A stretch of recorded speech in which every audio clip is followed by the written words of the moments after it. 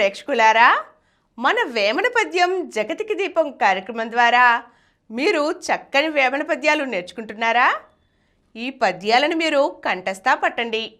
వీటి భావాన్ని చక్కగా అర్థం చేసుకోండి. సరేనా? ఈరోజు ఒక చక్కని వేమన పద్యం చూద్దామా మరి? మాటలాడ నేర్చి మనసు రంజిల చేసి పరగ ప్రియము చెప్పి బడలకున్నా నొకరి చేతి సొమ్ము లోరక వచ్చునా విశ్వదాభిరామ వినురవేమ. మంచి మాటలతో ఎదుటివారి మనసును గెలుచుకున్నప్పుడే వారు మనకు వారి ప్రేమను, వారి సంపదను పంచిపెడతారు.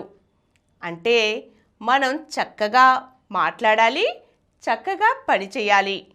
అప్పుడే ఎదుటివారు మనకు తగిన ధనాన్ని, అంటే డబ్బును మనకు జీతంగా ఇవ్వగలుగుతారు. అంతేకాని కఠినంగా మాట్లాడటమో, అనవసరంగా మాట్లాడటమో చేశామనుకోండి, వారి మనసు నొచ్చుకుంటుంది.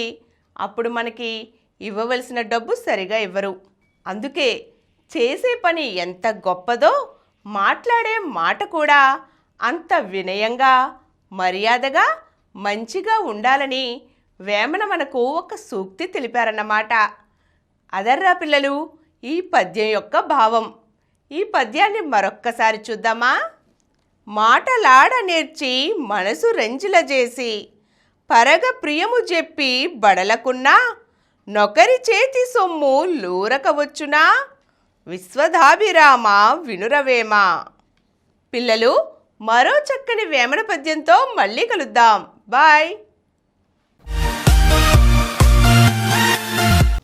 ఈ కార్యక్రమం మీకు ఎంతో నచ్చింది కదా?